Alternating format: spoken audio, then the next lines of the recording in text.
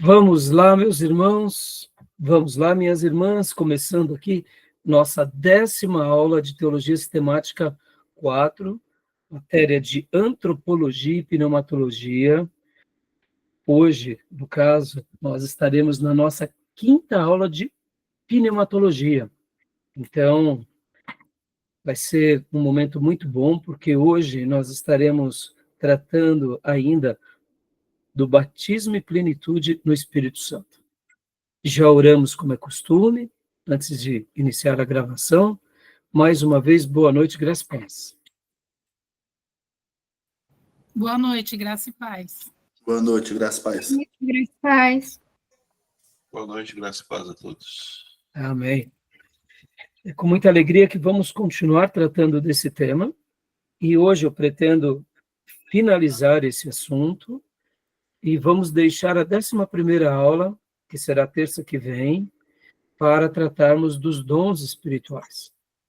É óbvio, poderíamos gastar mais 2, 3 aulas tratando do assunto, mas eu quero acreditar que o tema de hoje, que é batismo e plenitude do Espírito Santo, na minha perspectiva, recebe até uma conotação mais importante do que os dons.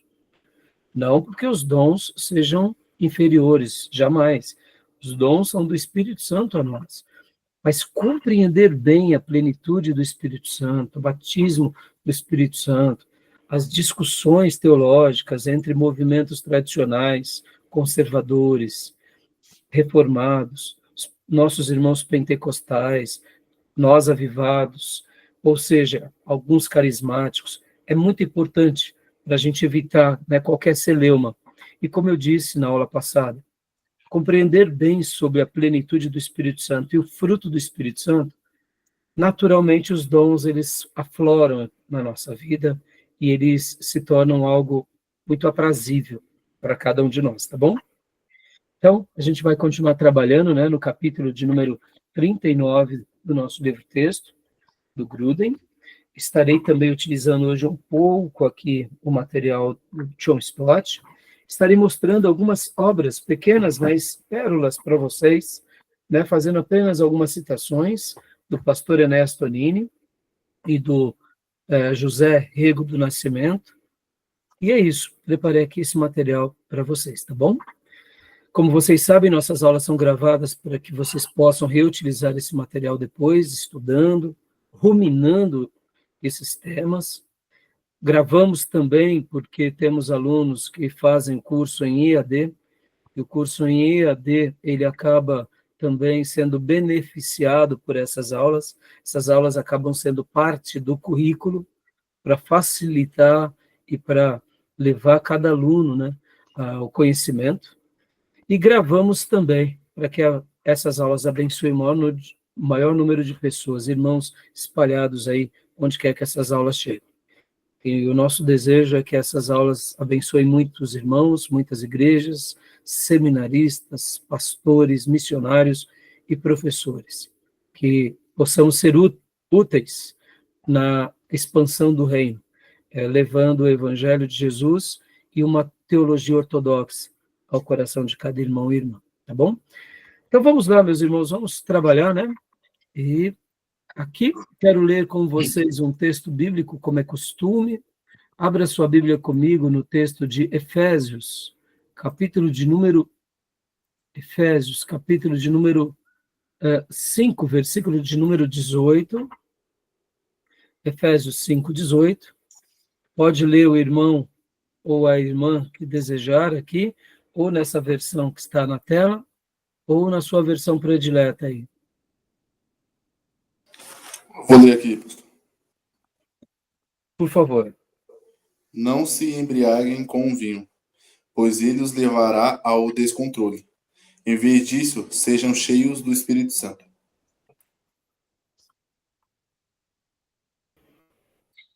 A recomendação aqui, Paulina, é para que não haja um tipo de embriaguez terrena, porque essa embriaguez haverá devassidão, cometeremos deslizes e erros, mas a recomendação que inclusive está no imperativo, é enchei-vos do Espírito.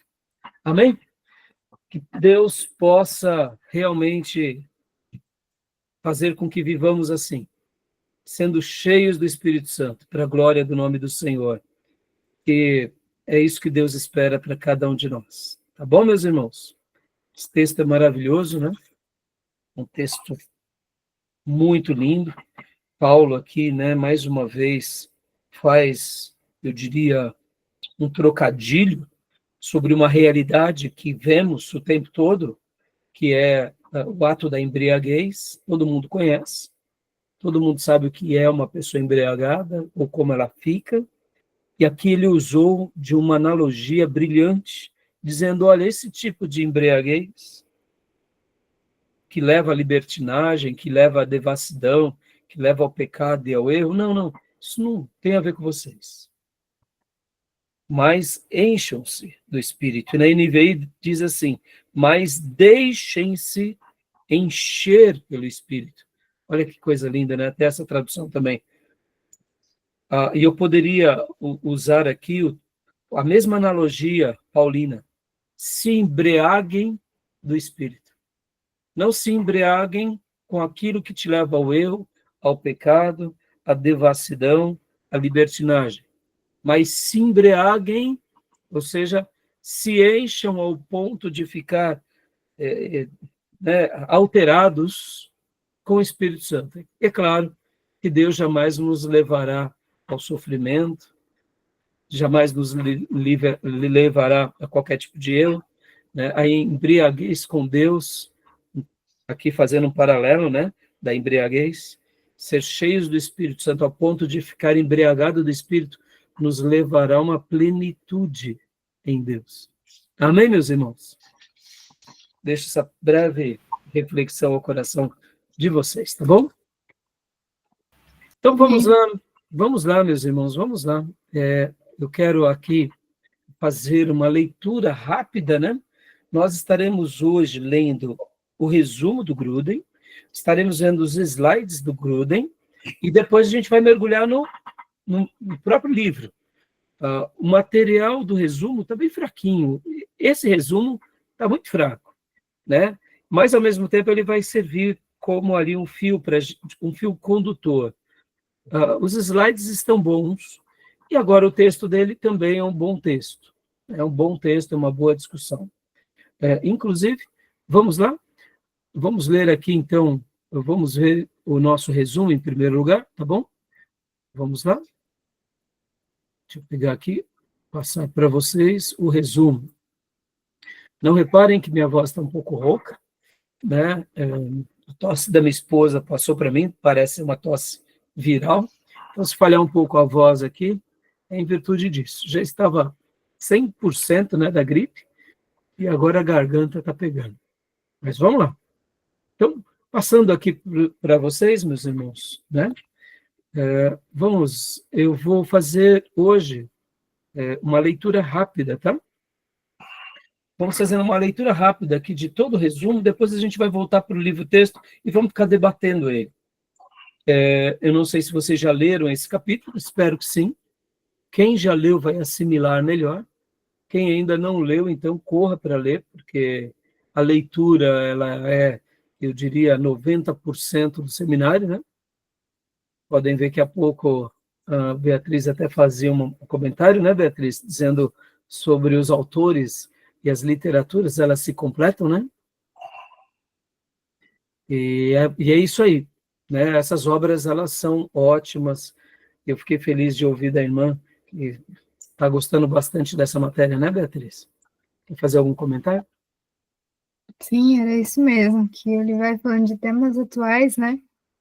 Mesmo estando no contexto do passado, até mesmo no contexto histórico da Bíblia, mas ele vai falando ao mesmo tempo de coisas que a gente vive hoje.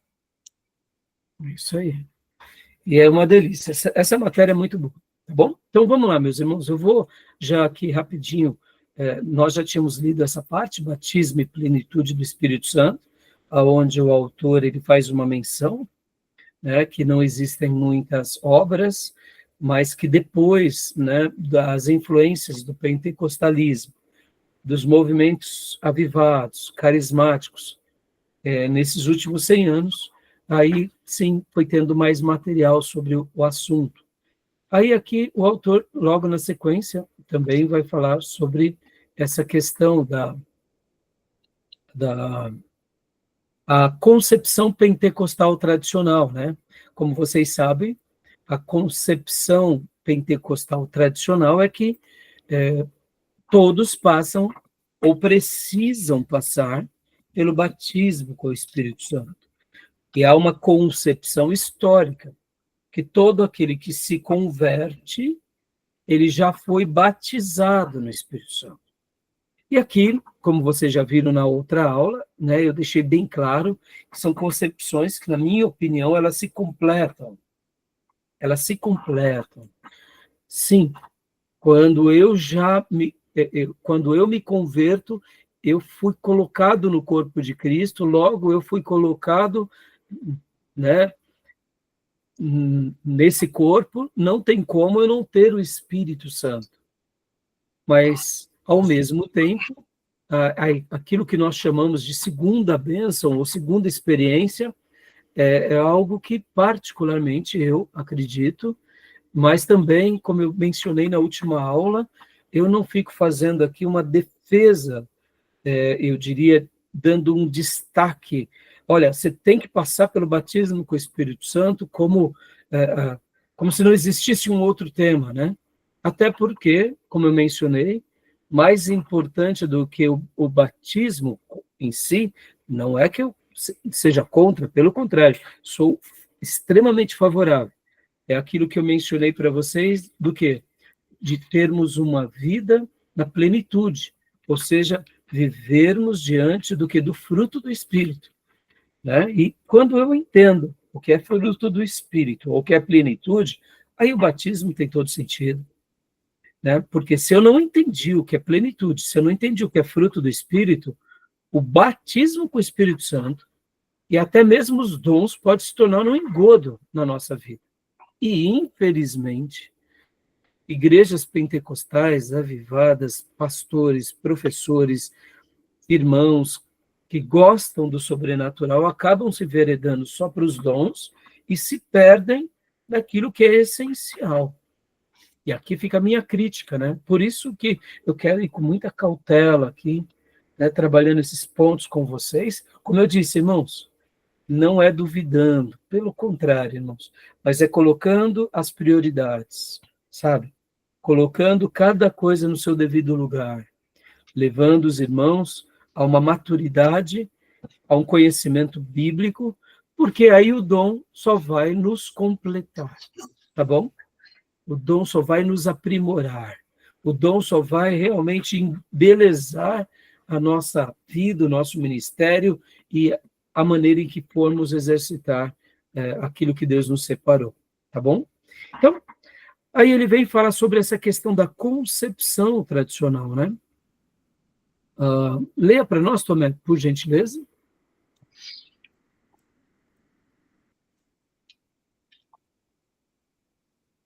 Da onde dá concepção? Aqui. Isso. A concepção pentecostal tradicional. O tema deste capítulo se tornou importante hoje, porque muitos cristãos dizem ter experimentado um batismo no Espírito Santo, que veio depois que eles se converteram e trouxe grandes bênçãos para a vida deles. Alegam que a oração e o estudo da Bíblia se tornaram muito mais importantes e eficazes. E descobriram nova alegria na adoração e muitas vezes dizem que receberam novos dons espirituais. Entre parênteses, em especial e com mais frequência, o dom de falar em línguas. Então, obrigado, Tomé. Isso é uma verdade, não podemos negar, mas fica aqui um destaque também, e um cuidado. Qual é? As práticas emocionais, sentimentais, tá bom, meus irmãos? Muitos movimentos, por falta de profundidade bíblica, teológica, ou porque o pastor ali está criando apenas um programa para encher a igreja, vai para o lado das emoções. E aqui fica a minha denúncia, irmãos.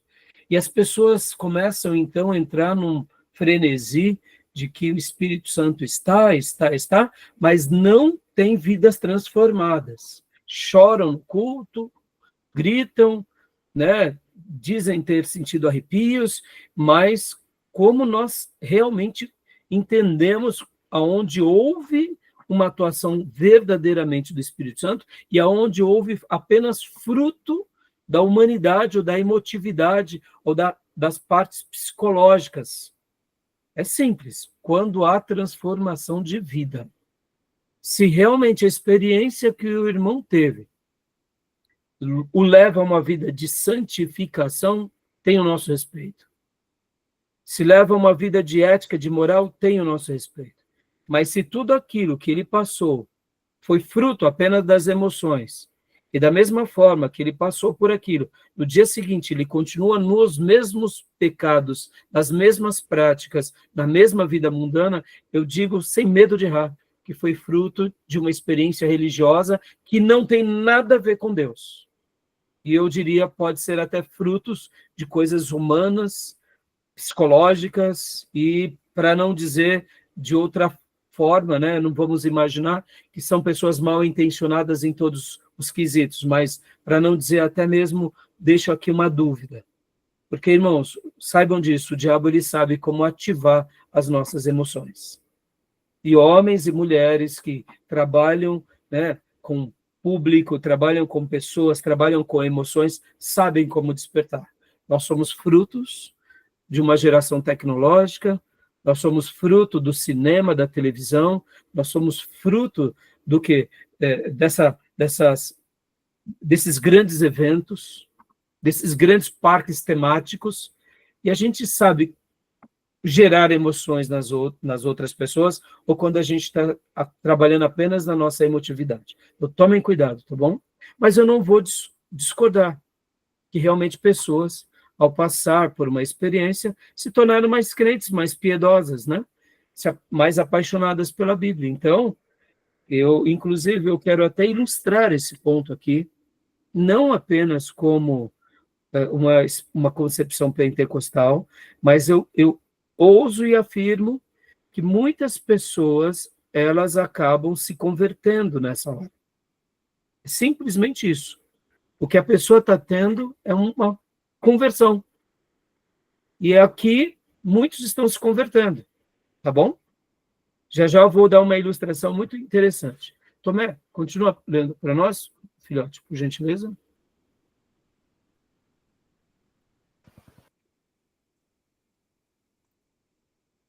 B, que significa batismo no Espírito Santo.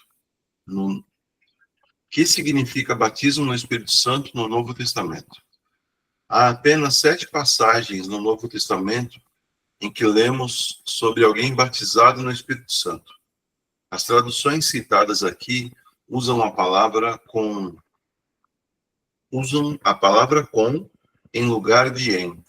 Alistamos abaixo as 7 passagens. Ou seja, no livro texto a gente já vai voltar para lá. Mas percebam, quantas passagens são? 7 passagens.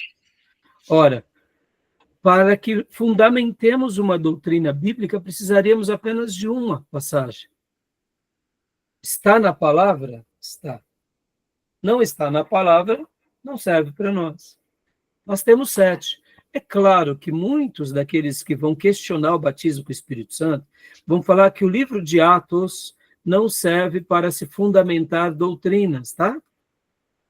Muitos defensores de que os dons eles foram apenas para a igreja primitiva, eles vão dizer isso, que o livro de Atos você não deve fundamentar doutrinas. Eu não penso assim, tá bom, meus irmãos? Na minha concepção, todo texto sagrado é um texto para que fundamentemos as doutrinas, até porque é um texto sagrado.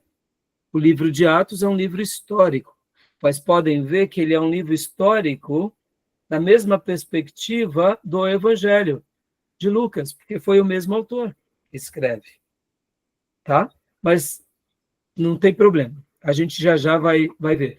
E prestem bastante atenção também essas expressões, com o Espírito ou no Espírito. Podem ver que os textos, quando fala que virá aquele que batizará com o Espírito ou no Espírito, há uma discussão teológica sobre isso, tá bom? Qual é a melhor tradução? Se é no Espírito ou se é com o Espírito? Muda-se muito, tá bom? No Espírito é uma coisa, com o Espírito é outra coisa. Pastor Rai, qual é a tradução correta? Ambas estão corretas, tá bom? Ambas estão corretas. Porque no original dá margem para as duas expressões.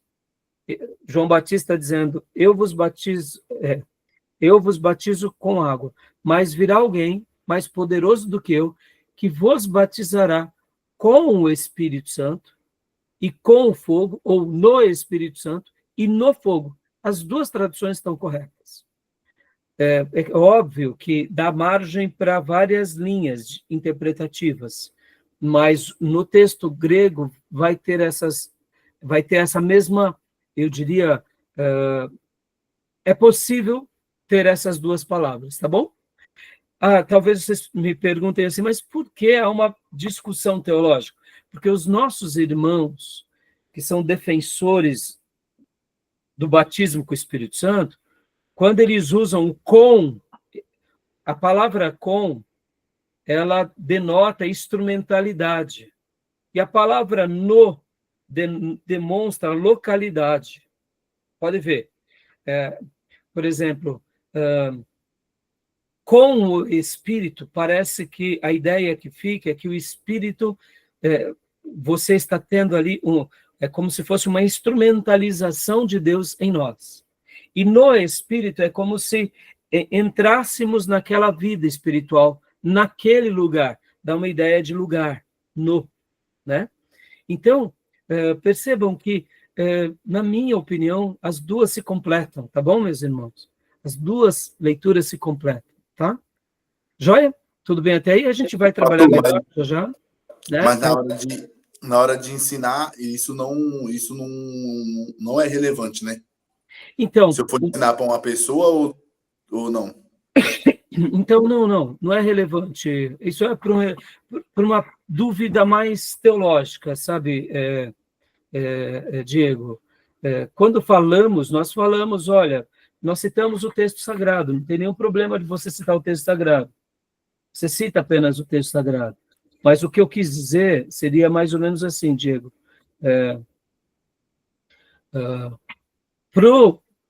Para aqueles... Claro, não é que não tenha relevância no estudo, não é isso.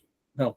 No ensino. Não é isso. O que eu quero dizer é o seguinte, você está lhe ensinando para a pessoa, você vai explicar para ela que é uma experiência que ela vai ter e que ela já está inserida. No entanto, o que eu quero dizer é o seguinte, os defensores da discussão, e vocês vão ver que o livro do Gruden, ele pende mais para o lado tradicional, irmãos. Então, é normal que quem pende mais para o lado tradicional vai demonstrar que a discussão pentecostal não é tão relevante. Já quem pende mais para o lado pentecostal vai dizer que o lado tradicional não é tão relevante. Então, essas terminologias elas vão servir de apoio para as correntes. Se você é um tradicional, você vai falar no Espírito. Se você é um pentecostal, você vai falar com o Espírito. Por quê? Porque a construção da doutrina, ela se adequa melhor. Mas aí eu digo para vocês, vamos lá, o que importa para nós é o texto. E no original dá margem para os dois assuntos. Logo, como eu disse para vocês, se completam, meus irmãos. Os assuntos se completam, porque são verdades. Como assim, pastor? No momento da conversão, eu já estou vivendo no Espírito Santo, ou seja, eu fui colocado no Espírito.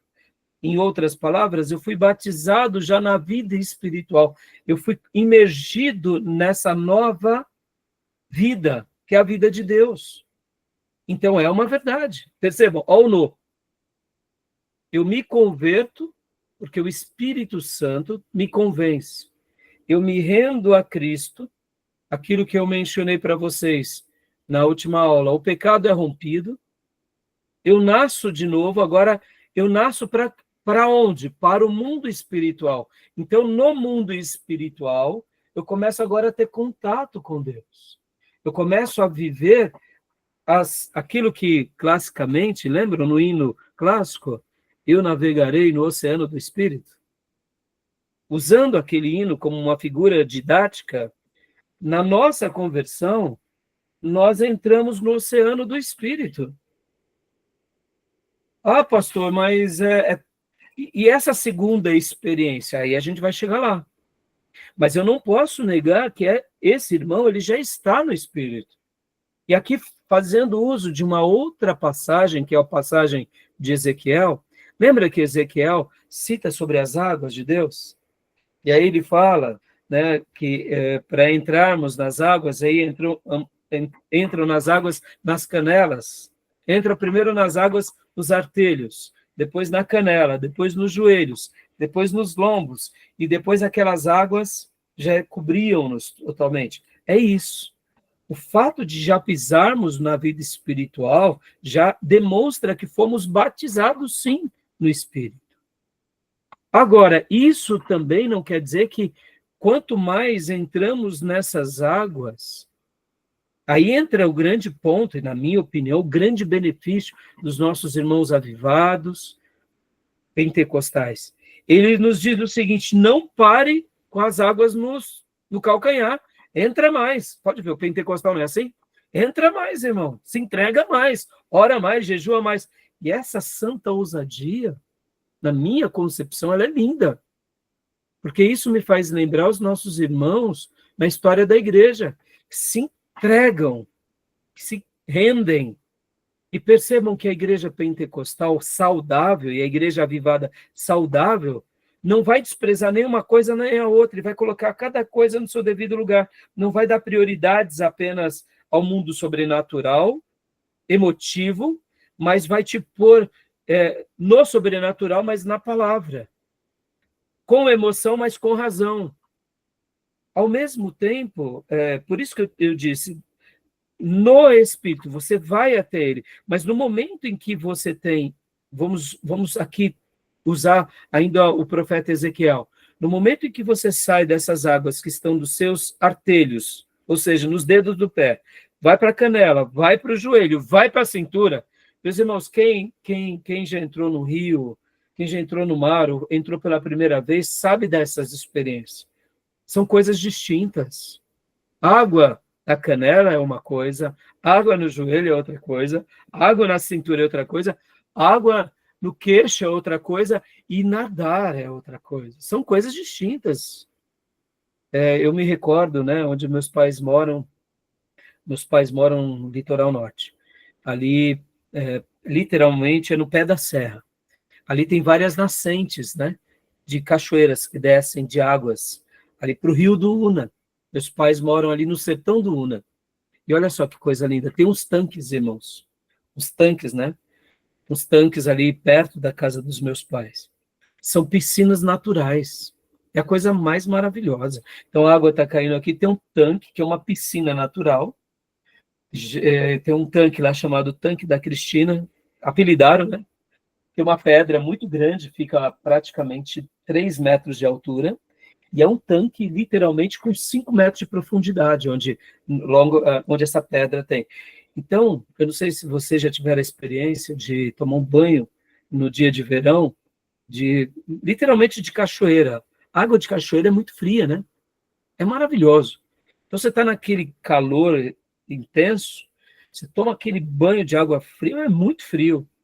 E quando nesse tanque, a água é muito gelada. Então, quando você está lá em cima dessa pedra e você mergulha, a sensação é maravilhosa. Daí eu já tive essa experiência, né? Já fui lá e já fiz isso. É maravilhoso, porque é uma água gelada. Uma coisa é você ficar ali no rio, na borda, outra coisa é você mergulhar. Então, perceba, o com tem a ver com essa instrumentalidade. Ou seja, depois que você passa por experiências, né? E aqui estou usando a figura de linguagem, né, desse tanque de água gelada, é maravilhoso, porque só quem passou sabe. Quem ouviu deduz, né? Eu me lembro que logo depois de casado, pouco tempo depois, meu filho Lucas já era criança, meu filho Felipe estava no ventre ainda, eu fui para Angra dos Reis, um lugar maravilhoso. Aí você pega um barco lá em Angra dos Reis e vai conhecer algumas praias paradisíacas e chega num certo lugar lá que o barqueiro para e fala assim, agora olhem para o mar, olhem para baixo. Você vê aquele fundo azul, aí você põe aqueles óculos e mergulha junto com os peixes. Só quem passa sabe disso, não é? Muitas vezes quem não sabe nadar fica com as aguinhas só no joelho, segurando ali na boia, mas quem sabe nadar é uma experiência diferente. Então, por isso que aqui, sem ser muito profundo, mas esse assunto ele é muito importante, para a gente desvendar aqui, para a gente poder equacionar melhor, colocar as coisas nos seus devidos lugares. Né? Até contando uma história, nessa viagem, o barqueiro foi para vários lugares, e ele parou perto de uma praia, e tinha... olha aqui, ó. Era uma concha que nem aquela que está ali, eu não sei se vocês conseguem ver. Eu acho que era essa concha ali. Se eu não me engano, era essa concha. Nós estávamos num lugar e eu vi essa concha, né, no fundo do mar. Eram uns 8 metros de profundidade. E eu tentei buscar. Eu lembro que eu comecei a descer, quando deu ali por volta de uns 3, 4 metros, meus ouvidos criaram aquela pressão, e aí eu voltei, falei, puxa, não consegui. Aí tentei de novo, e não consegui. E tinha um carioca no barco, né? Aí o carioca olhou assim para mim, tipo, pensou, né? Bronzeado de paulista, né? Bronzeado de escritório. Ele falou assim, quer que eu tente pegar para você? Todo, né, com aquela voz bem arrastada. E eu falei, poxa vida, eu tentei, não consegui, viu? Eu acho que eu vou precisar da sua ajuda mesmo, viu? Aí ele foi lá, coisa mais fácil do mundo. Pegou, trouxe, falou, tá aqui, paulista. Eu olhei para aquele carioca, eu acho que ele ficou pensando assim, né? Aprende com a gente, paulista. E aí eu peguei, agradeci. Não era essa concha, não, era uma outra. Essa dali eu ganhei. Mas, assim, foi uma experiência. Você vê, irmãos, são experiências que a gente passa na vida, só quem fez, né? Todo mundo já ouviu falar que quando você entra no mar, tal profundidade, você tem que ter técnica por causa da pressão. Eu, né, nunca... no máximo que eu tinha entrado em piscinas fundas, mas no mar é diferente, né? Então, eu fui me aventurar, né? E o carioca ali, literalmente, me ensinou um pouquinho, né? Seja mais humilde, paulista, né? Vai treinar mais um pouco. Deixa que a gente aqui do Rio, né, nada um pouco mais. Mas, assim, então, estou contando essas histórias, meus irmãos, para poder tentar, pela didática, mostrar que a instrumentalidade, né? Ou seja, eu estou no Espírito, mas em algum momento da caminhada, eu tenho uma experiência maior. E aí eu posso dizer que o Espírito Santo me invade. E aí onde entra o batismo. Estão entendendo? Está ficando claro para vocês? Tudo bem até aí? Alguma dúvida? Algum questionamento? Conversão? Como? Seria a conversão? Então, não, a conversão é uma coisa, né? Uhum. A conversão é o mais importante. Mas eu quero dizer já para um convertido, Beatriz. Então, esse convertido, ele já tem o Espírito Santo. Ele já possui. Em algum momento da caminhada, ele pode ter uma experiência inusitada. Ou pode não ter. Ou pode ser um instrumento de Deus, entre outros, que não deixa de ser uma experiência. Está entendendo? Então, o que eu quero mostrar é que essas duas ideias, né, do no Espírito e de com o Espírito, ela está o tempo todo na nossa vida. Tá bom? Tudo bem? Então, continua lendo aqui, por gentileza. Né? C. Como devemos entender os casos de segunda experiência em Atos? Mas mesmo que tenhamos entendido corretamente a experiência dos discípulos no Pentecostes, registradas em Atos 2, Não há outros exemplos de pessoas que tiveram uma segunda experiência de capacitação pelo Espírito Santo depois da conversão, como aquelas de Atos 8, em Samaria. Atos 10, a família de Cornélio, e Atos 19, os discípulos de Éfeso. Estes não são também exemplos realmente convincentes para provar a doutrina pentecostal do batismo no Espírito Santo.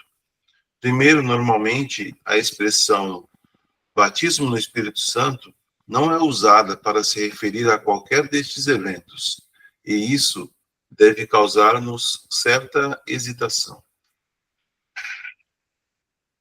em aplicar essa frase a eles, mas o mais importante é que, ao examinar cada caso mais de perto, vemos mais claramente o que estava acontecendo nestes eventos. Aqui, nesse ponto, eu discordo dele. Na minha opinião, eu discordo.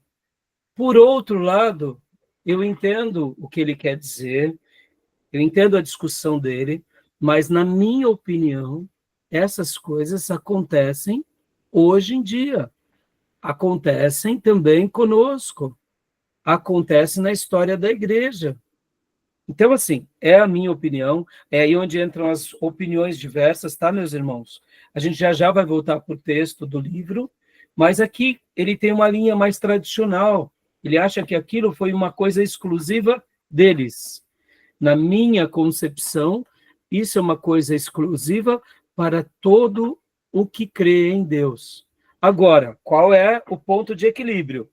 Nós, não é porque acreditamos que também Deus faz estas mesmas coisas, que a gente só vai buscar isso como se isso fosse o tudo, e não é verdade. Estão entendendo? E aí esse é o problema pentecostal. Só busca o fogo, só busca o poder, só busca o batismo. Não se busca tanto consagração, não se busca tanto a plenitude, não se busca tanto o fruto. Então, podem ver aqui, já até fazendo uma outra crítica, o povo pentecostal, ele tem um desejo enorme pelo poder, mas a gente não vê eles buscando tanto o amor. Está errado, concorda? O dom só tem sentido se eu amo, 1 Coríntios 13. Se eu não amo, não tem sentido. Eu sou um sino que ecoa. Ou seja, se eu desejo o poder, eu devo desejar muito mais o amor. Estão entendendo? Porque o poder pode me envaidecer, mas o amor jamais vai me envaidecer. Estão entendendo? Olha os desequilíbrios. Compreendem? Pode ver, é comum o pentecostal fazer discursos bonitos e belos e o avivado com relação ao poder. Mas, meus irmãos, do que vale o poder se eu não amo? Podem ver, quantos são os pentecostais que são cheios do poder e cheios de ódio, cheios de intolerância? Tem alguma coisa esquisita aí. Estão entendendo? Tem ou não tem? Ora, porque se há um poder que é do Espírito, e se é realmente um poder genuíno do Espírito, como eu recebo o poder e não recebo o amor? Tem alguma coisa esquisita. E percebam, o que eu estou falando não é uma coisa nem um pouco estranha nas mensagens pentecostais, não é? Entenderam? Então ficam a minha crítica, tá bom? Então aqui é óbvio que o autor ele vai defender que aquilo era algo único e exclusivo para eles. Não penso assim, meus irmãos. Pelo contrário, o que eu digo a história ela se repete nas suas devidas proporções. Eu não posso negar dos dons por causa dos irmãos pentecostais exagerados, ou quem sabe os neopentecostais. Há exagero, mas o problema é nas pessoas, não é no dom do Espírito, tá bom? Então, Diego, leia agora para nós o D, por gentileza, filhote, para a gente concluir aqui o resumo, né? Vamos lá. E depois a gente vai voltar para o material. Que termos devemos usar para nos referir à capacitação pelo Espírito Santo, que acontece depois da conversão? As sessões anteriores argumentam que batismo no Espírito Santo não é o termo usado pelos autores do Novo Testamento para falar de uma obra do Espírito Santo pós-conversão, e que os exemplos de segunda experiência de recepção do Espírito Santo no livro de Atos não são padrões que devemos imitar em nossa vida cristã. Dá uma pausa aqui, Diego, por gentileza. Percebam, a maneira em que ele trabalha fujam disso. Percebam, dá para ver que o nosso irmão Gruden, assim como outros teólogos, até conservadores, eles têm uma certa barreira. Porque é o que eu mencionei, só vou bloquear aqui o seu microfone, Diego, que está... Por causa desse exagero, desse desequilíbrio, entendeu, irmãos? Mas, irmãos, guardem isso. Não é porque tem pastores que roubam que o dom pastoral deixou de ser um dom bíblico. Não é porque temos igrejas que viram seitas, igrejas neopentecostais, que o termo igreja deixou de ser bíblico. O fato de ter sido usado o batismo no Espírito Santo no livro de Atos, e depois nas cartas de Paulo usar com muito mais ênfase plenitude do Espírito Santo ou fruto do Espírito Santo, não quer dizer que uma coisa invalide a outra. É como eu disse, elas se completam. Qual é a prioridade nas Escrituras? É a plenitude. Qual é a prioridade nas Escrituras? É o fruto do Espírito. E aqui eu fiz até uma nota sobre as prioridades que cada aluno, que cada cristão deve ter. Em primeiro lugar, meus irmãos, passar pela experiência do novo nascimento. Porque no momento em que eu passo pela experiência do novo nascimento, é impossível eu ser uma pessoa que nasceu de novo sem ter me convertido. Se eu passei pelo novo nascimento, é porque eu me converti. E agora eu estou na santificação. Mesmo que seja o primeiro estágio, mas Ou seja, jamais se esqueçam disso. Qual é a prioridade de toda a Bíblia? Novo nascimento.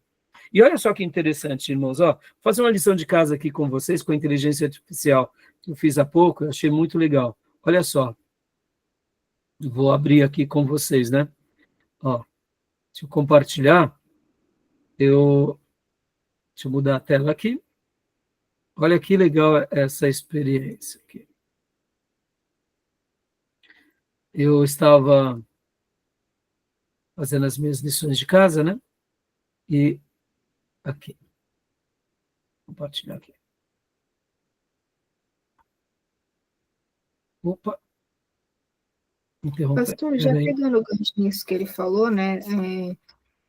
Que no livro de Atos não se faz doutrinas. Tem alguma outra doutrina que eles falam isso ou apenas sobre a doutrina dos dons? Não. Geralmente é mais nas questões dos dons, Beatriz. É mais nos dons, né? Mais na questão dos dons. Olha, mas assim, por causa dessa divisão, né? Que sempre existiu, entendeu? Olha só que interessante, irmãos. A palavra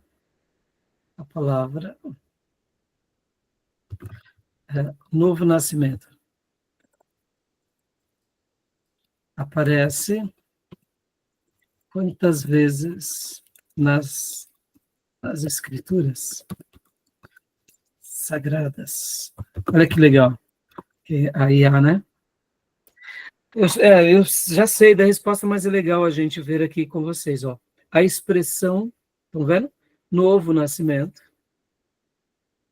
é mencionada explicitamente apenas uma vez nas Escrituras. Eu já sabia disso, mas eu queria fazer essa lição de casa com vocês. Agora, olha só que interessante. No entanto, olha só. Embora o termo exato não apareça em outras partes, o conceito de nascer da água e do Espírito, ou regeneração, aí vai estar aparecendo em muitos outros textos. Percebam, a palavra novo nascimento é uma. Regeneração, aí já vai dar uma ideia muito mais ampla. Sobre essa questão, nós não temos dúvida. Temos? Então, não é porque aparece apenas uma vez que eu não vou usá-la. Agora, eu vou usá-la dando verdadeiro significado com o contexto. São pessoas regeneradas, né? Então, a palavra regeneração, ela vai aparecer muitos textos bíblicos, né? Então, a ideia da conversão vai sempre estar nas Escrituras. E é isso que importa para a gente. Então, voltando ao assunto, voltando aqui à pauta, a palavra batismo com o Espírito Santo realmente pode não ser uma coisa encontrada com muita evidência nas outras passagens. E aí, talvez você me pergunte, tá, pastor, mas por que não?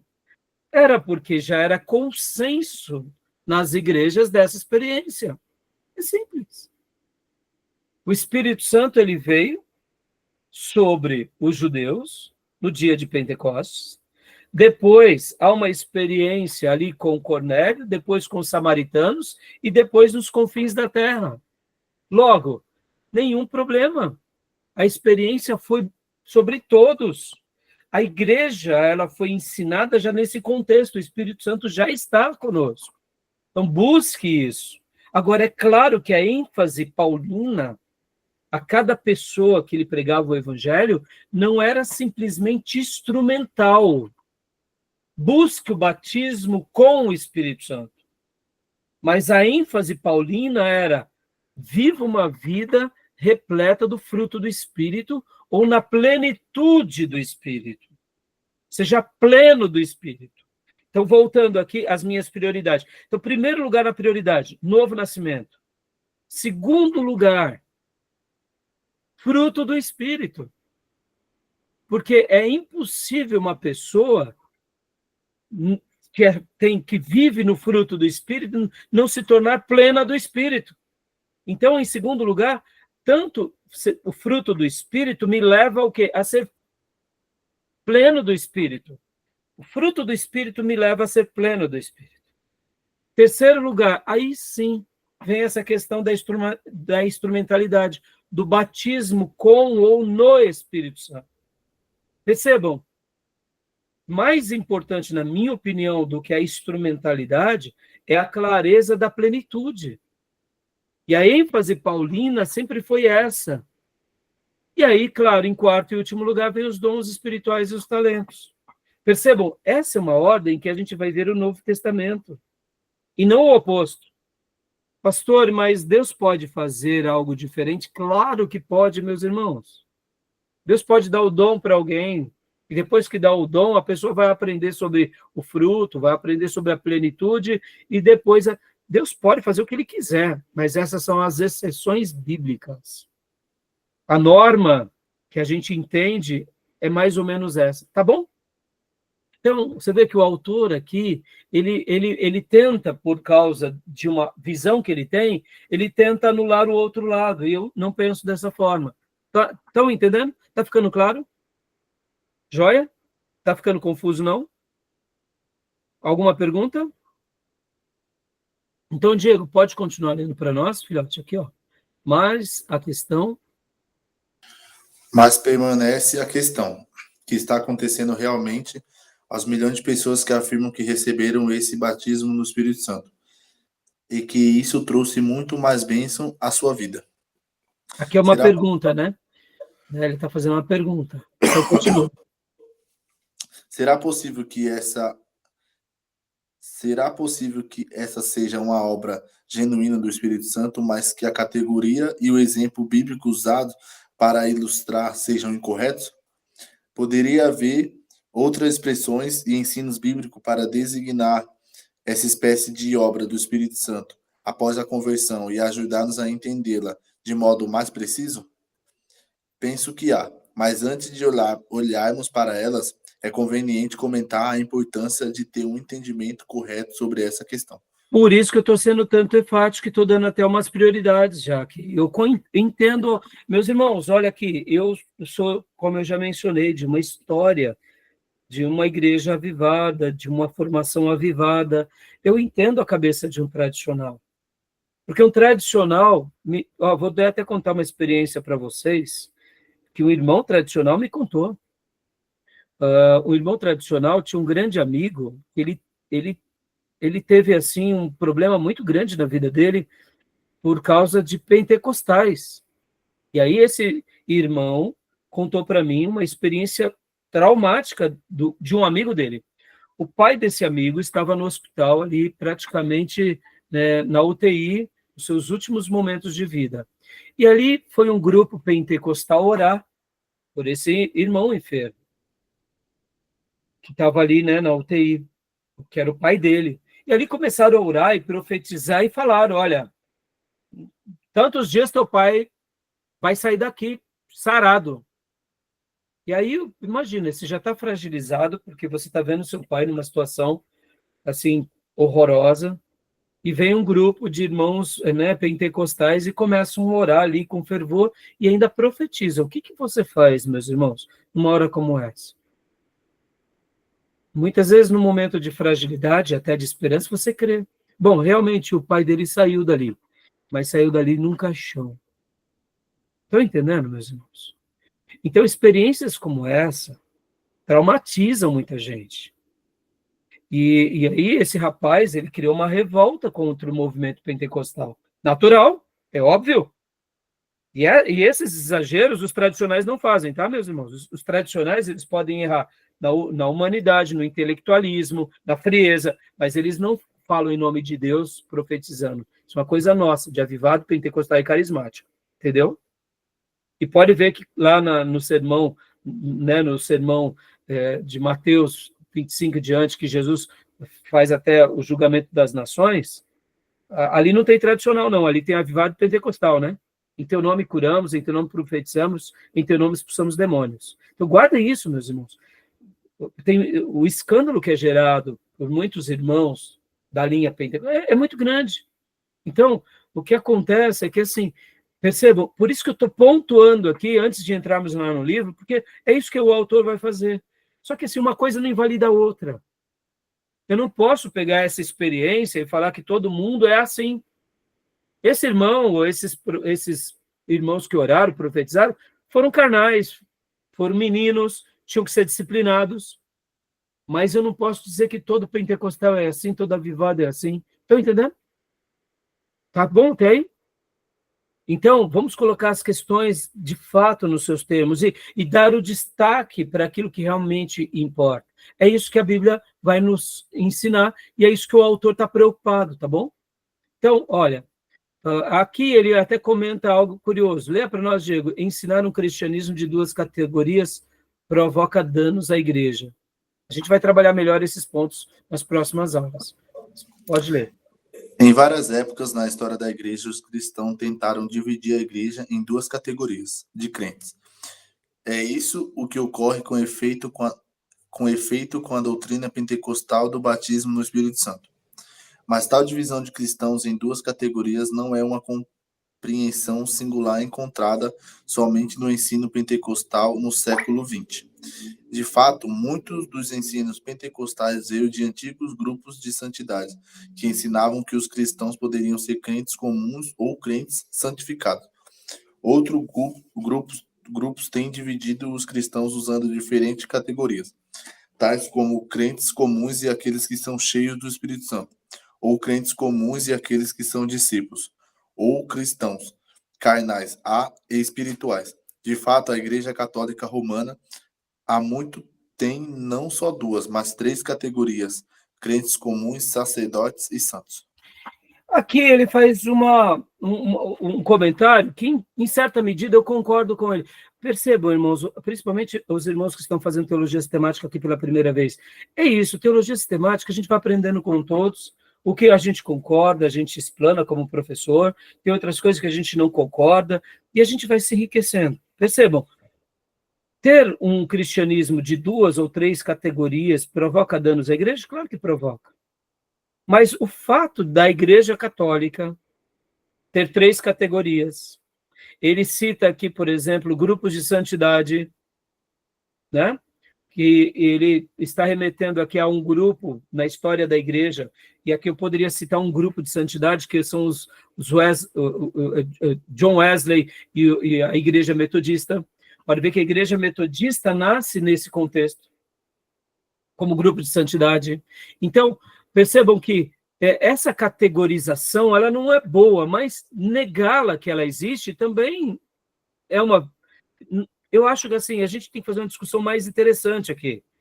Sim, na história da igreja tentaram dividir, sim, em algumas partes, algumas categorias. Cada período teve uma discussão. Vocês vão aprender muito isso, por exemplo, em história eclesiástica.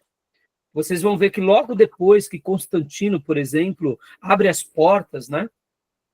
Que o Império Romano agora ele pode ter cristãos, foi um problema. Mas foi uma solução. Para quem? Para os nossos irmãos que viviam aqueles dias. Te pergunto, se você estivesse nos dias de Constantino, você não ia gostar dessa ideia? O imperador agora está dando a pacificação do cristianismo? A gente não é mais perseguido? Uma coisa linda? Então, percebam, o problema não foi só Constantino ter liberado, foi como os cristãos reagiram a essa nova norma, ao Édito de Milão, né? Ou seja, a igreja cristã não seria mais perseguida no Império Romano. Pô, foi maravilhoso. Houve paz, houve tranquilidade. Durante 300 anos, nossos irmãos viveram perseguidos. Pastor, mas essa foi uma decisão política. Irmãos, políticos sempre serão vaidosos. Reis serão vaidosos. Presidentes serão vaidosos. E imperadores, muito mais vaidosos. Então, o problema é saber discernir entre uma coisa e outra. Se ele tomou uma decisão política, a igreja tem que ter um comportamento religioso e não político. Então, por que eu estou falando isso, irmãos? Porque essas categorizações, e vocês também vão ver que elas vão acontecer na história do cristianismo o tempo todo. Vocês, por exemplo, quando eu falo isso, vocês vão aprender aqui, num módulo, que é a História dos Avivamentos, acontece algo muito curioso. A história da igreja é assim, é de altos e baixos, irmãos. Muitas vezes, em grandes períodos de avivamento, depois vem declínios. E depois surgem renovações. Ou seja, essas categorizações não são de todas ruins. Os movimentos nascem como movimentos de uma certa revolta, porque o povo de Deus está acomodado. Então, quando a gente discute sobre categorias, tem horas que é bom mesmo que haja essa discussão. Sejamos honestos, meus irmãos, a igreja brasileira, ela é uma igreja forte no que se diz respeito à espiritualidade?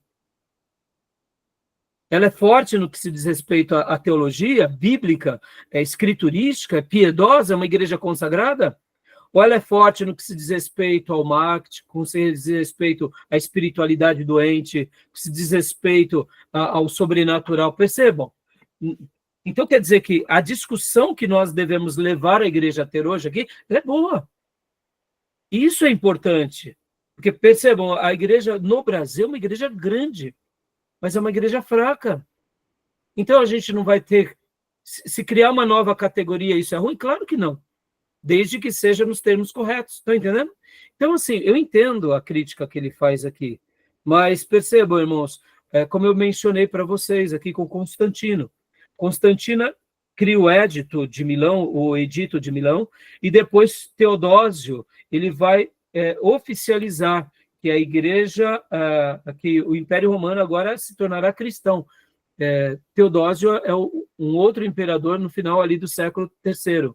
Então, percebam, isso, no primeiro momento, foi uma decisão política. Foi ruim? Foi, mas ao mesmo tempo foi boa.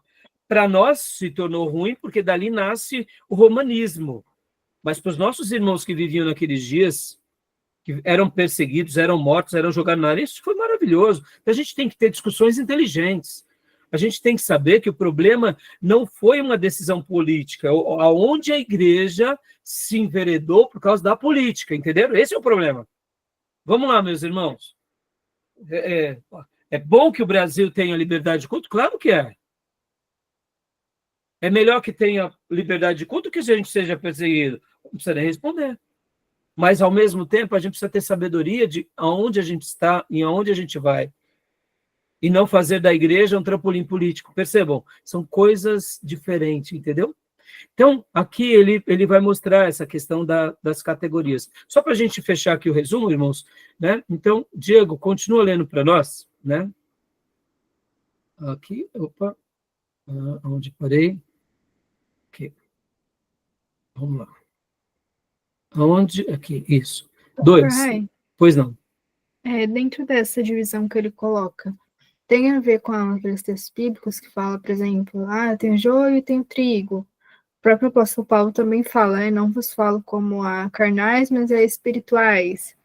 Filhos recém-nascidos e filhos maduros. Tem a ver? Então, tem a ver. Percebam, só que aqui, a crítica que ele faz é colocar aqui o batismo com o Espírito Santo, realmente, dentro da discussão dele, há uma separação em quem é batizado com o Espírito Santo e quem não é?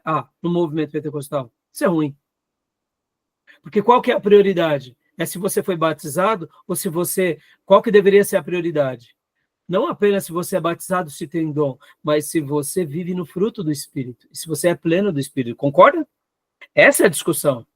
Quando eu vou realmente para a categorização, você é batizado com o Espírito Santo e você não é, eu crio uma igreja dividida, com 2 níveis ou mais níveis. Então isso é ruim.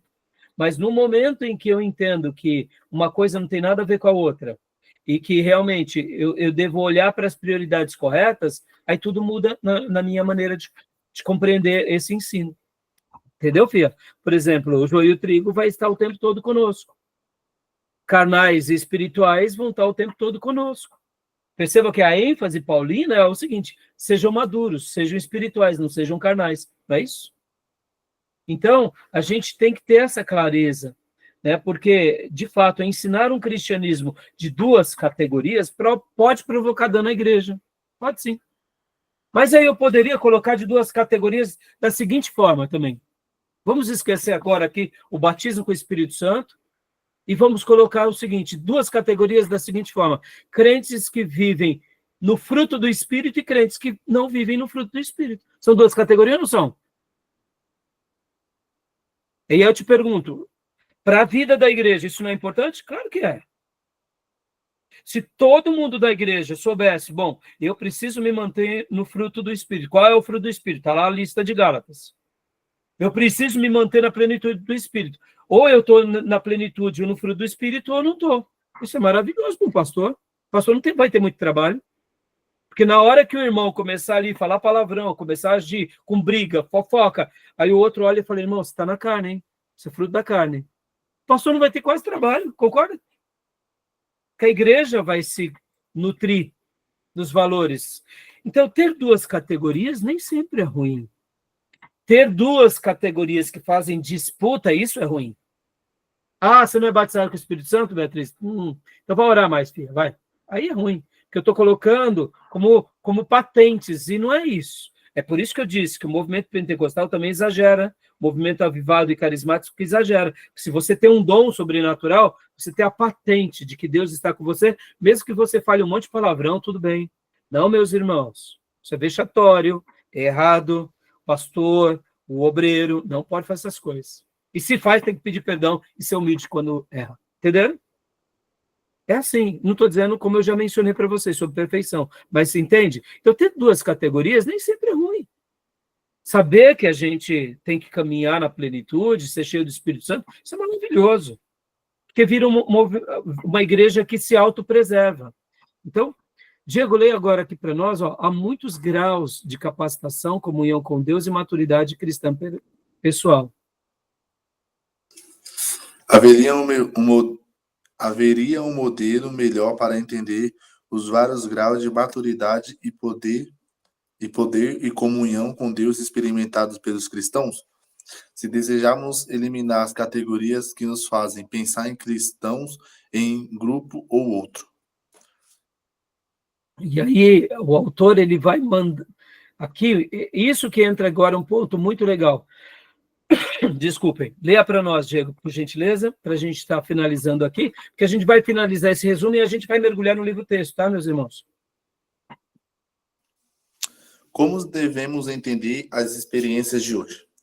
Que tem acontecido entre as pessoas que dizem ter experimentado o batismo no Espírito Santo, que lhes trouxe grande bênção à vida.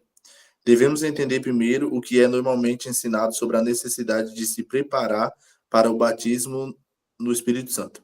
Com muita frequência, as pessoas são ensinadas que devem confessar todos os pecados conhecidos.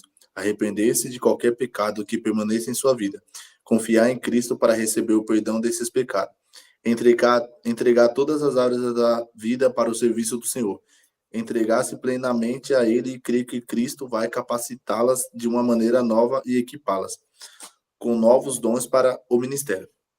Então, depois dessa preparação, elas são encorajadas a pedir a Jesus em oração que as batize no Espírito Santo. Mas que fruto é produzido por essa preparação? Ela é uma receita segura para crescimento expressivo na vida cristã. Essa confissão, arrependimento, compromisso, renovada fé e expectativa intensificadas, caso sejam genuínas, só podem trazer resultados positivos na vida de uma pessoa. Se qualquer cristão for sincero nesse passo de preparação para receber o batismo no Espírito Santo, com certeza haverá crescimento em santificação e comunhão mais profunda com Deus. Ou seja, aqui ele vai estar dando, né, esses graus de capacitação e comunhão e maturidade que todos nós podemos ter, né? Ou seja, esse ponto vai ser um ponto alto do livro aqui. E é aqui que eu concordo com o Gruder. Percebam, irmãos, eu posso discordar da maneira em que ele trabalha algumas questões, mas eu concordo em gênero, número e grau aqui com ele sobre a maneira em que ele vai colocar. O que ele vai colocar é aquilo que eu falei sobre as prioridades. Se você tem um novo nascimento, se você realmente é uma pessoa que passou por isso, em primeiro lugar, logo, o fruto do Espírito, a plenitude vai ser uma coisa comum na sua vida. E, naturalmente, em algum momento, você vai crescer e ter experiência, vai ser usado. Então, é essa a defesa dele que eu acho que falta nos movimentos pentecostais e avivados. Igrejas sérias, elas vão priorizar isso, tá bom? Então, Bia, agora leia para nós o B aqui, por gentileza.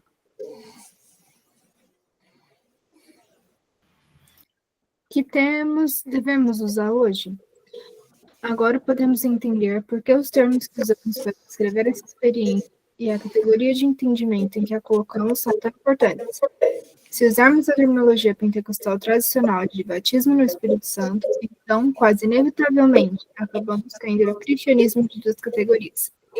Dá uma pausa aqui, filha. Então, perceba, aqui ele vai dar uma dica. Diegão, trava para mim o seu som, por gentileza, meu irmão.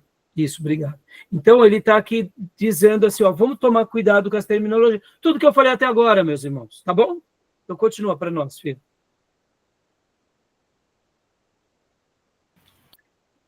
Pois isso é visto como uma experiência comum que pode e, de fato, deve ocorrer a cristãos num ponto da linha do tempo, e uma vez que tem ocorrido, não precisa mais ser repetida. É visto como uma experiência singular de capacitação para o ministério, distinta da experiência de se tornar cristão. E as pessoas ou já receberam essa experiência ou ainda não. Em especial, quando a experiência é descrita em termos do que ocorreu aos discípulos no Pentecoste em Atos 2, que foi claramente para eles uma experiência única, os samaritanos em Atos 8 e os discípulos de Éfeso em Atos 19, infere-se claramente que ela é um evento único que não só capacita as pessoas para o ministério, mas também as coloca numa categoria ou grupo diferente daquele em que estavam antes desse acontecimento. O uso do termo o batismo no Espírito Santo inevitavelmente implica dois grupos de cristãos. Ou seja, perceba, ele questiona essas questões de categorização, mas, ao mesmo tempo, não tem como a gente desassociar o que quando a gente vai falar sobre a igreja. Irmãos, me entendam o que eu quero dizer. É importante a gente ter uma clareza que muitas pessoas estão dentro da igreja, mas ainda não se converteram. E muitas pessoas vão passar pela conversão. E essas que passam pela conversão, algumas se entregam incondicionalmente. Ou seja, esses níveis vão acontecer o tempo todo entre nós. E nós, como ministros, temos que saber dialogar isso. E alguns que depois de experimentaram algo imenso, começam a retroceder por causa das suas escolhas. É importante a gente ter uma visão crítica sobre cada um desses pontos para a gente poder conduzir o rebanho, para a gente conduzir a si próprio. Porque tem vezes que a gente também coloca tudo dentro de uma caixa e está errado, tá bom? Mas a gente vai chegar lá nas explicações melhores já, tá bom? Leia para nós aqui, Fia, o C. por favor. Que é ser cheio do Espírito Santo? Contudo, o termo ainda mais comumente usado no Novo Testamento é ser cheio do Espírito Santo. Por causa do seu frequente uso em contextos que falam de crescimento cristão e ministério, esse me parece o melhor termo a ser usado para descrever as genuínas segundas experiências hoje, ou a terceira ou quarta experiência, etc. Dá uma pausa, Beatriz. Percebam. Olha só que curioso, isso é curioso, tá? Ó, ele, como tem uma linha mais tradicional, ele tem uma certa, um certo trauma de falar batismo com o Espírito Santo, mas ele fala de forma mais normal sobre o crescimento cristão. Ou seja, ou a expressão ser cheio do Espírito Santo. Então, dá para ver o seguinte, ele tem uma certa aversão à palavra batismo, mas não tem uma aversão a falar ser cheio do Espírito Santo. Porque, de fato, o que importa para nós é, como eu mencionei, é isso mesmo. Mas uma coisa não invalida a outra, desde que seja compreendida corretamente. Entenderam? E pode ver que aqui, né, olha só, por causa do seu frequente uso em contextos que falam de crescimento cristão e ministério, este me parece o melhor termo a ser usado. Tudo bem.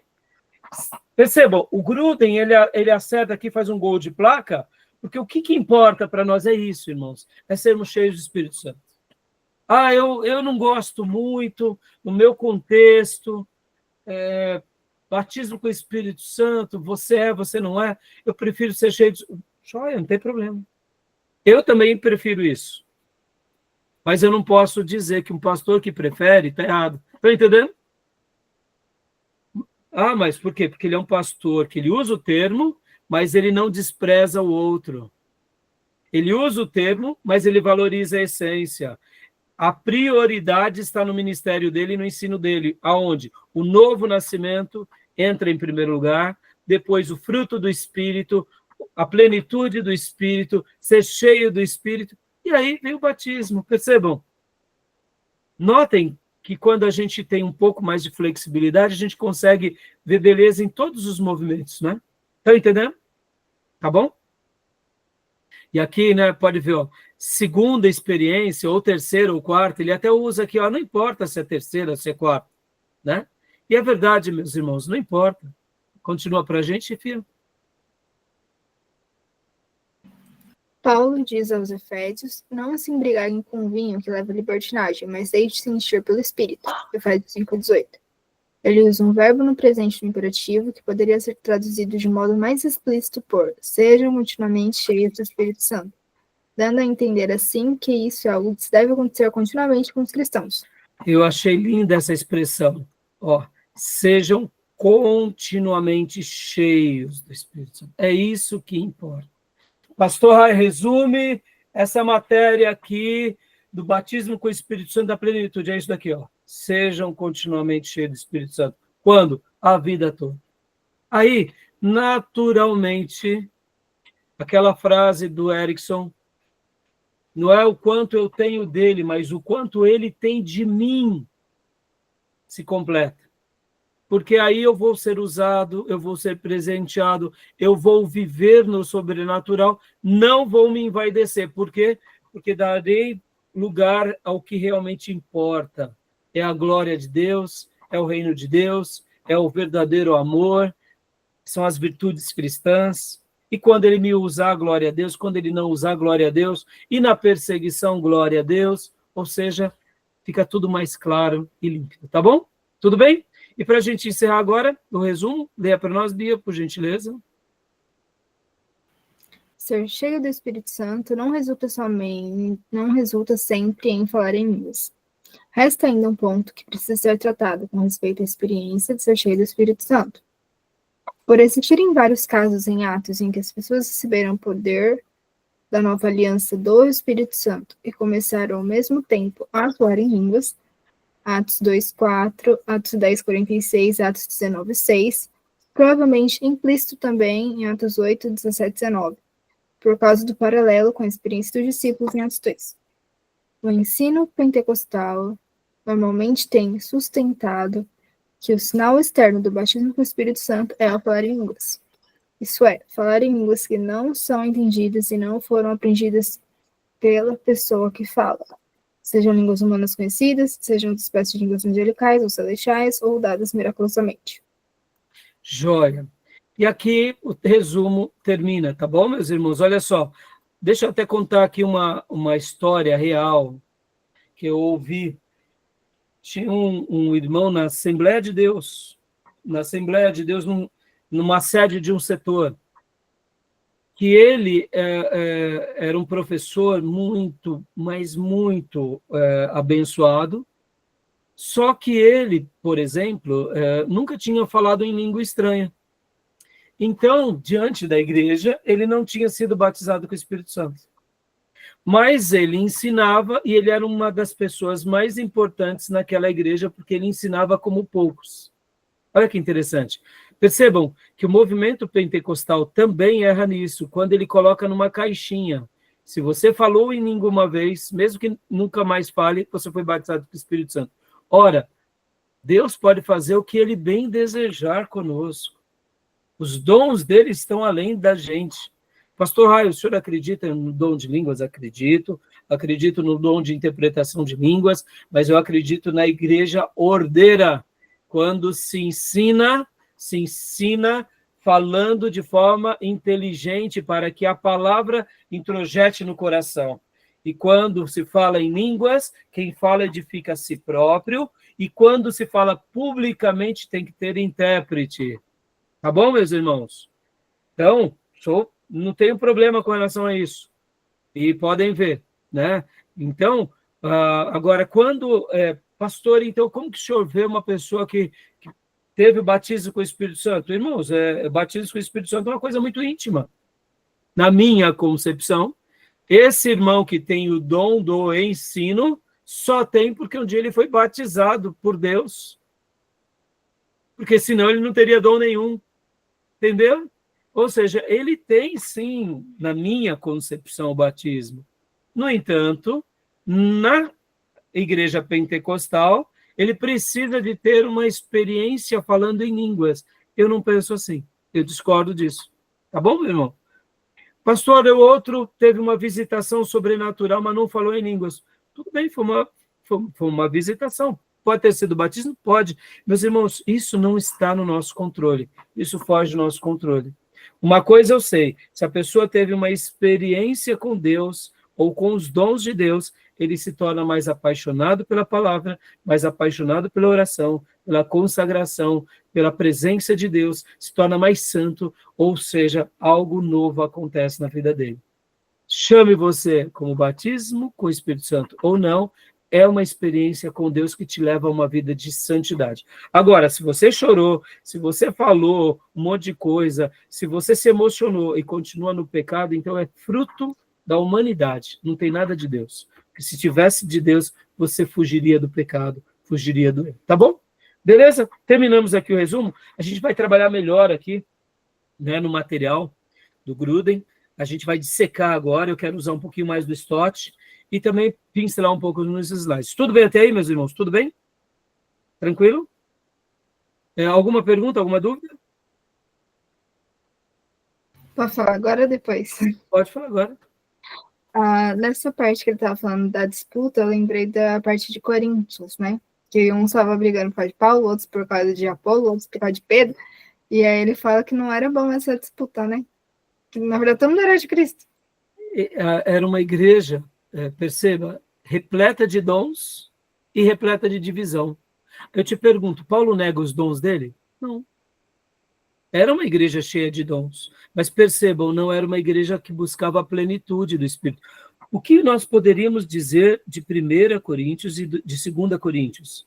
Eu não sei se vocês sabem, a Bíblia lá em Coríntios vai mostrar que possivelmente tinha até a 3ª carta e até a 4ª, viu?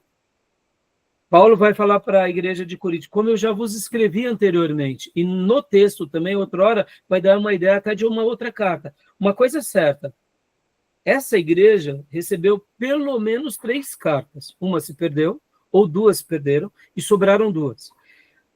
Qual é a proposta da carta de Coríntios?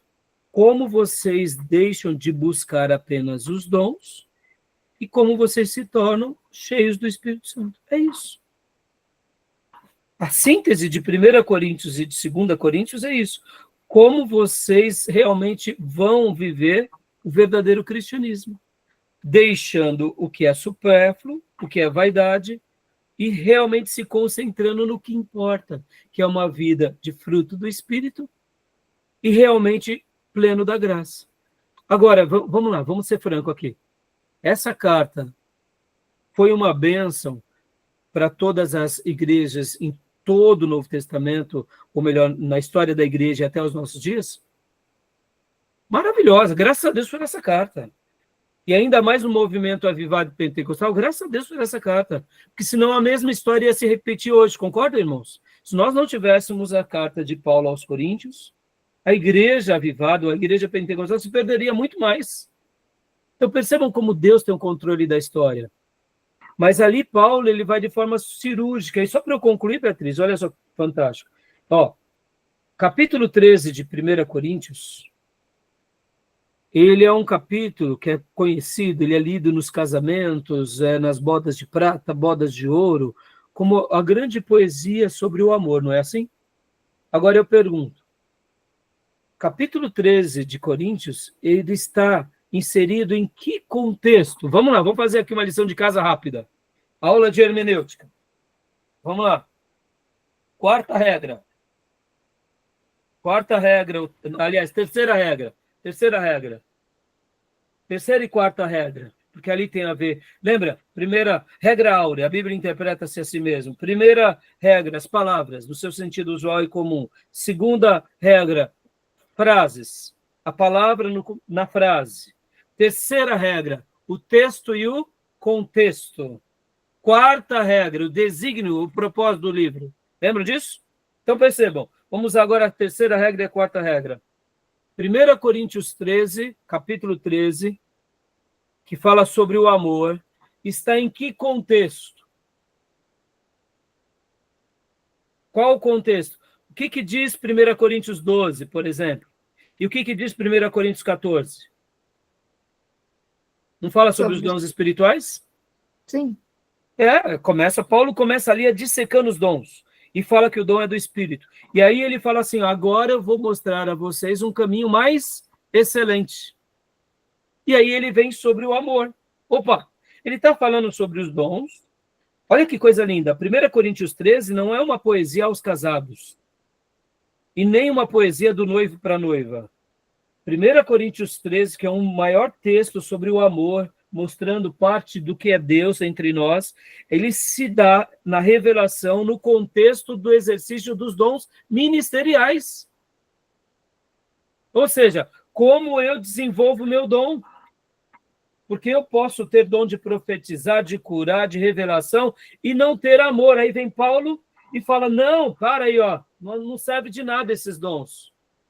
Porque se você tiver os dons, mas não tiver amor, para nada vai prestar. E ainda ele usa a fé, a esperança e o amor. O maior dos três é o amor. E aí ele vai para 1 Coríntios 14 e ele conclui a fala dele. Percebam, Paulo não está dizendo que trabalhar para Deus ou exercitar os dons é algo irrelevante, não. Ele está dizendo o seguinte, se você não colocar as ordens corretas, é inútil. E qual é a ordem correta? O amor. Porque com o amor você se esbarra no fruto do Espírito. Pode ver que o fruto do Espírito começa com amor, alegria, paz, e aí vai.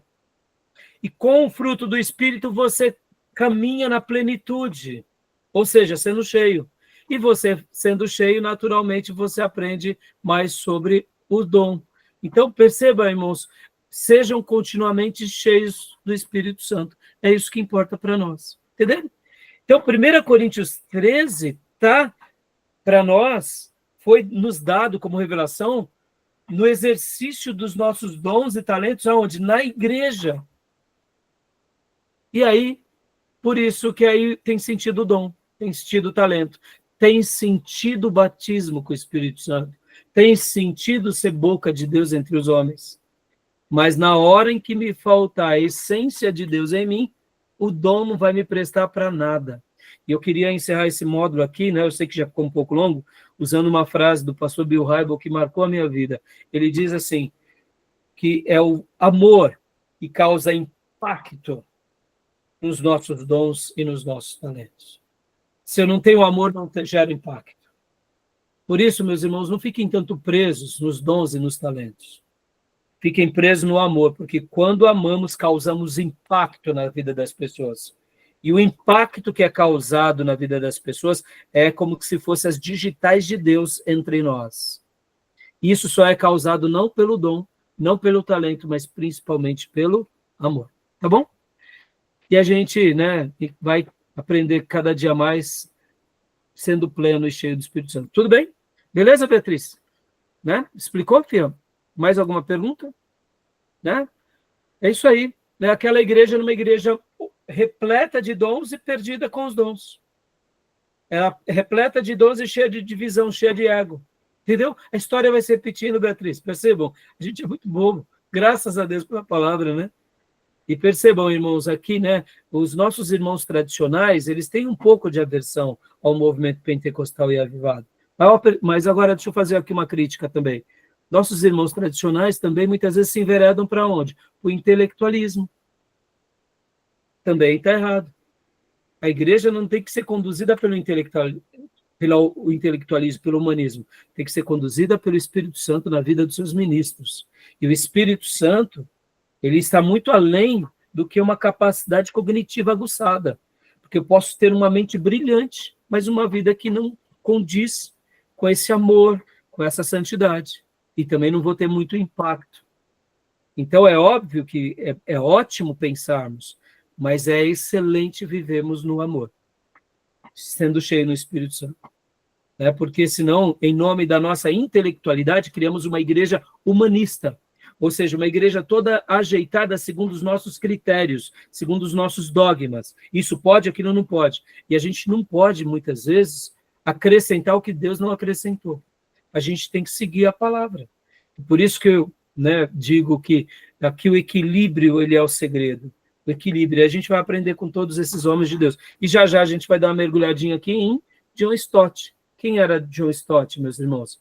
Ele era um pastor anglicano, mas um célebre escritor, que abençoou muito o povo de Deus. Percebam, a gente vai aprender também com o anglicano.